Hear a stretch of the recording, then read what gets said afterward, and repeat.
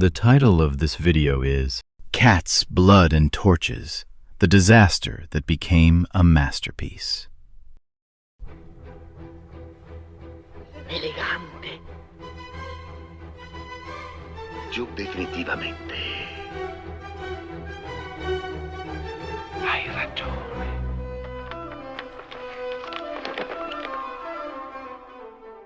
Hey everyone! Have you ever felt like you're having a total train wreck of a day? Like you just keep messing up in front of everyone? Well, let me put things into perspective for you. No matter how bad your day was, it's got nothing on the night of February 20th, 1816.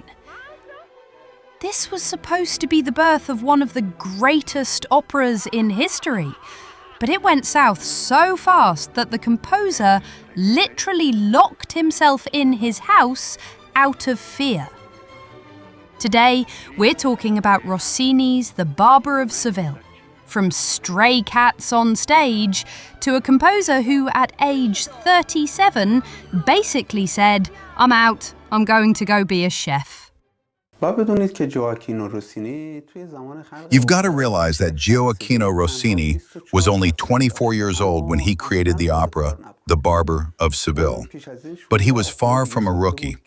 Before this, he had already composed 16 other works, some of them, like Tancredi and The Italian Girl in Algiers, L'Italiana in Algeria, had already made this young composer a national celebrity. But his big challenge was that Giovanni Paisiello had already written an opera with the exact same name, meaning The Barber of Seville, 34 years earlier, back in 1782, and everyone absolutely loved it. By doing this, Rossini was basically poking the bear.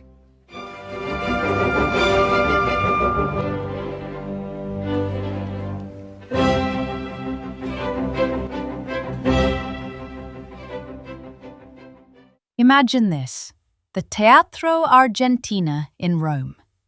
24-year-old Rossini is sitting at the piano as the conductor and performer, there to lead the orchestra and accompany the recitativo sections. But the vibe in the room is heavy. Paisiello's fans, who believed this young man was disrespecting the old master, turned the theatre into a war zone. They had a pre-planned mission.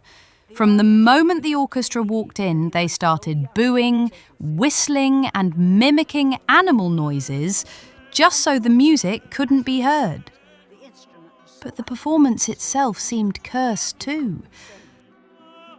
In the first scene, when the Count wanted to sing a romantic serenade under Rosina's window, the guitar player's string snapped. His struggle to fix the string right there on stage had the audience cracking up and mocking him.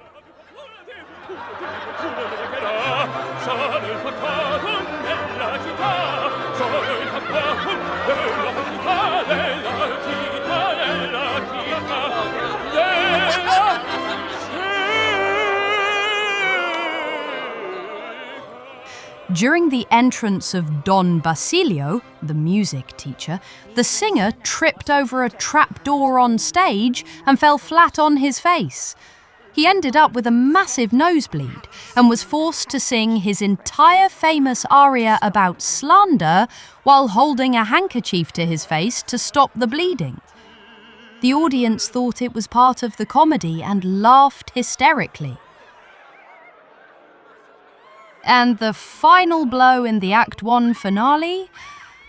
A black cat wandered onto the stage. The cat was terrified and started weaving through the singer's legs and meowing. One of the singers tried to kick the cat away, but the cat got even more scared and started climbing all over everyone. That was the end of it. Rossini, seeing that things had gone to ruin, stood up mid-performance, clapped for the audience sarcastically, and bolted for home. But guys, the real magic happened the very next night. Rossini, who was so depressed and scared that he faked being sick to stay home, had no idea what a commotion was going on at the theatre.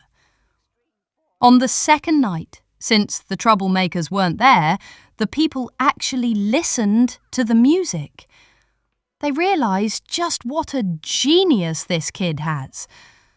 After the show, the crowd marched to Rossini's house with lit torches. Poor Rossini was shivering in his dark house, thinking, "Oh no, they've come to attack me again." But when he looked off his balcony, he saw people shouting, "Viva Rossini!"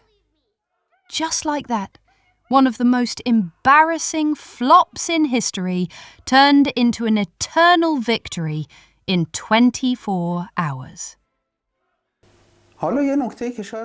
Here's a little secret many people don't know.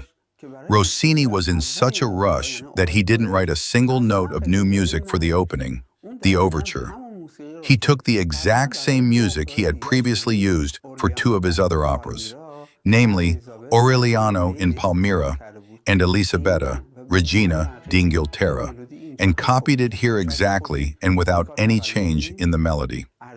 You might ask, isn't this cheating? Doesn't it lower the artistic value? Well, back then, copyright didn't exist, and Rossini also knew this music was so high energy that it fits any story. History's judgment also showed he was right.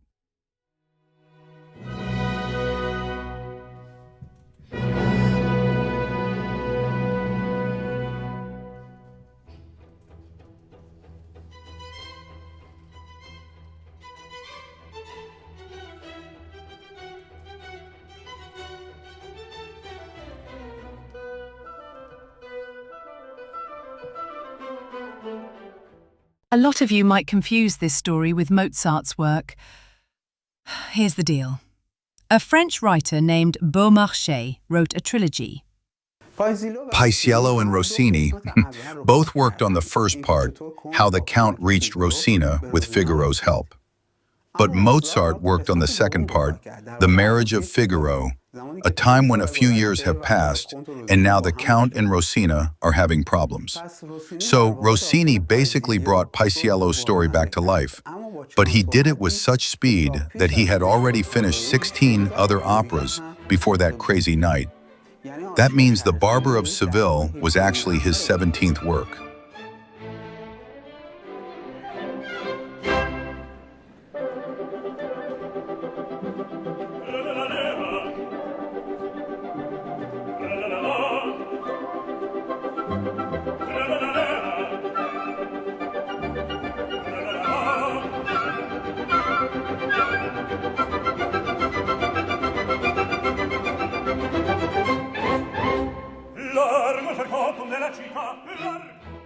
But the weirdest part of Rossini's life is this. At 37, while he was the undisputed king of opera, he suddenly said, "That's enough," and never wrote another opera for the rest of his life, about 40 more years. Why? He was exhausted. He had made plenty of money and, honestly, he loved food. He spent the rest of his life inventing recipes. He believed that once composing becomes a job, it's not fun anymore. Rossini's story teaches us that even if the opening night of your life is ruined by a black cat and a bloody nose, don't give up. Maybe on the second night, the crowd will show up with torches to cheer you on. Our goal in this podcast is to flip through the unseen pages of art history and discover genius in forgotten layers.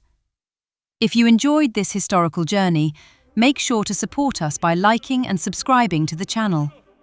Don't forget to hit the bell icon so you don't miss our next stories. Until next time, stay happy!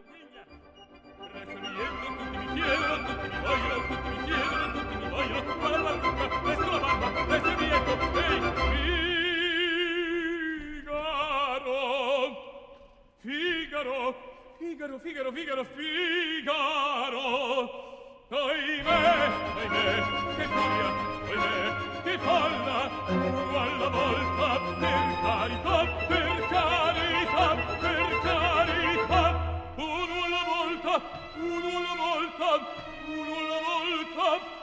per carità.